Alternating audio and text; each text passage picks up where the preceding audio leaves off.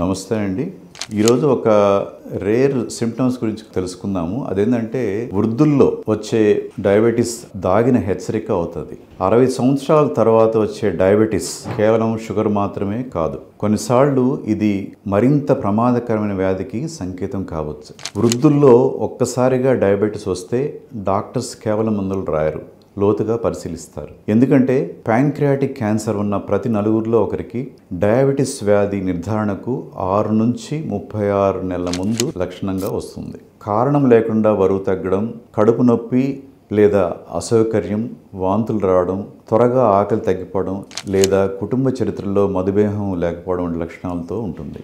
ఇవి ఉంటే doctors blood test చేసి అదొకటే చేయకుండా సిటీ స్కాన్ కానీ ఎంఆర్ఐ స్కాన్ కానీ బ్లడ్ టెస్టులు చేసేసి ట్యూమర్ మార్కర్స్ అంటాం, కొన్నిసార్లు ఎండోస్కోపిక్ అల్ట్రాసౌండ్ పరీక్షలు చేసి దీన్ని నిర్ధారిస్తాం. కాబట్టి వృద్ధుల్లో క్రొత్తగా వచ్చే డయాబెటీస్ ఎప్పుడూ సాధారణం కాదు. క్లినికల్గా ఇది ప్యాంక్రియాటిక్ వ్యాధి ఉందని చెప్పే లక్షణం. నమస్తే అండి.